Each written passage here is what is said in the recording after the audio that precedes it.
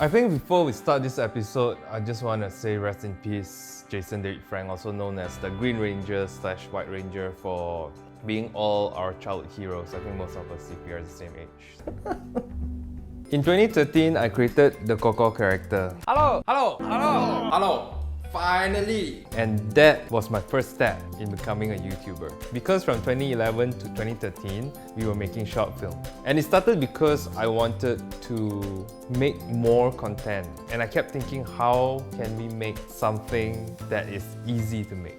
So, why create the Coco character? There's a few points here. First of all, I'm an introvert. A lot of people don't believe me, but it takes up a lot of energy to be in front of the camera and do what I did, and even now as we speak. So that was one. And I thought that if I appeared on camera, it would have been very boring. And I feel like if this was the Coco, no one would watch Coco, no one would care, right? And to overcome the fear of being in front of camera and to motivate myself to make the content, I conjured up this character where he's over the top, whatever knobs I can, I just turn it to the max and I push him out there.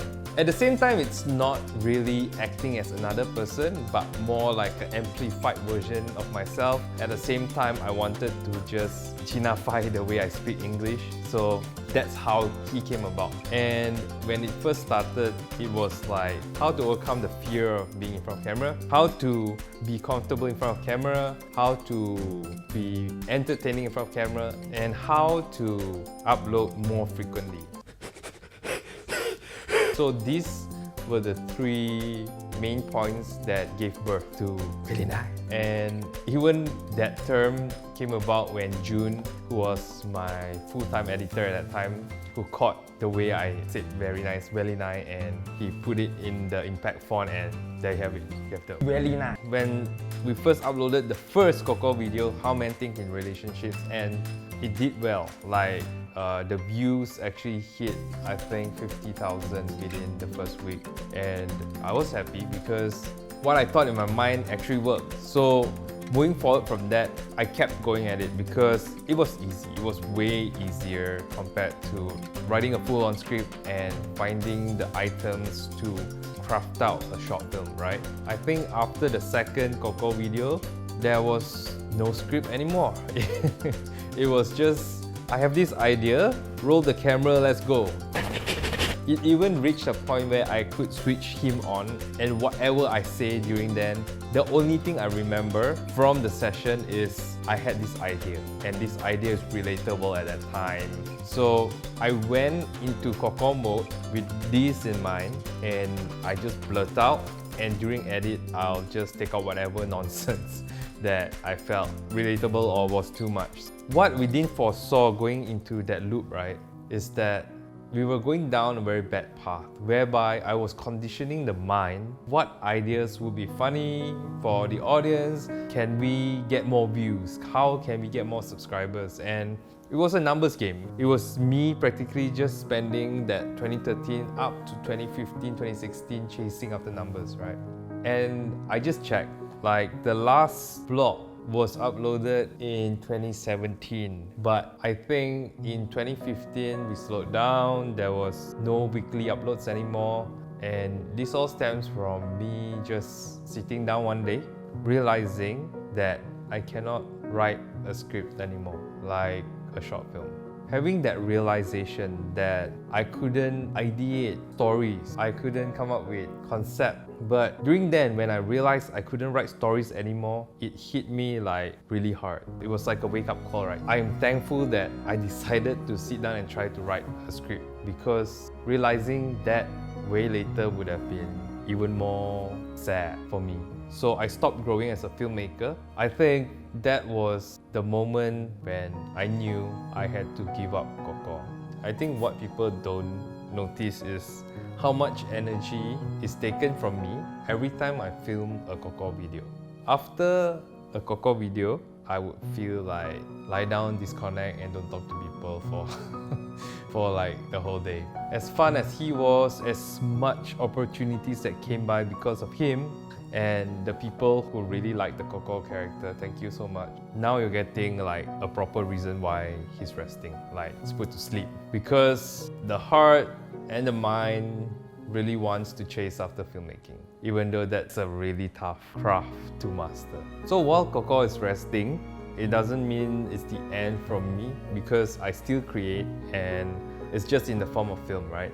And growing up, having watched some disturbing shows, I'd say that would be the reason why I'm more attracted to darker themes, concepts, ideas, films, movies, which in 2014, I really wanted to try taking a bigger step forward, spending a bit more, getting more people in play.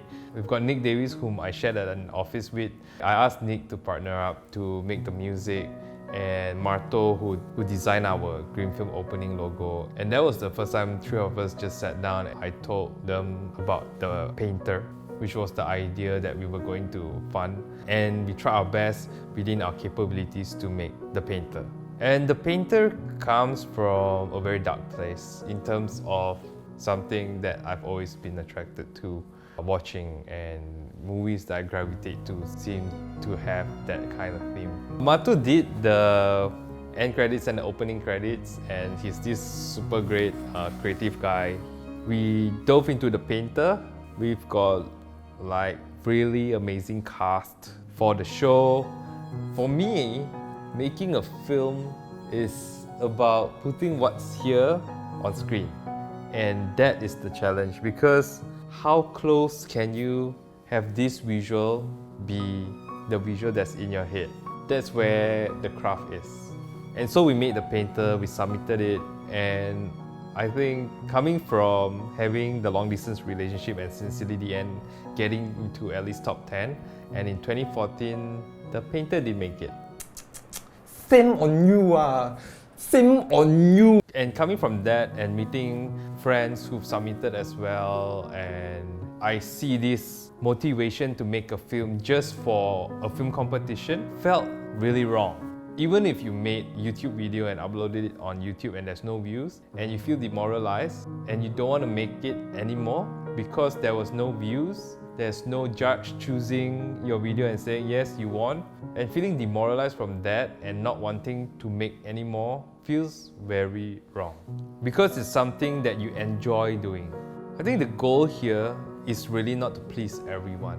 It's not about creating a piece for someone to like. It's really creating something which you want to share and finding the people who appreciate the things that you appreciate, right? It's finding your niche. So having go through these few thoughts, I moved forward and I dove even deeper into filmmaking. So coming from that, I think I was still naive because I was still jumping at things eagerly without much research. And during that time, we were still sustaining the company with more commercial work, more branded work. But the good thing is we had a healthy YouTube channel and brands would pay to make skits or vlogs on the channel and we get paid. And in 2015, I proposed to Marianne. That's the end of episode 3. Let's try signing out with the Coco character. Hello! Thank you for watching episode 3, and that's the end of episode 3. And people don't realize when I become the Coco character, I feel very tired after every shoot. Every show the Coco character, I feel very tired. But you know that. So stay tuned. And that was my best try. I'm just gonna die right now. Yeah. See you in episode 4.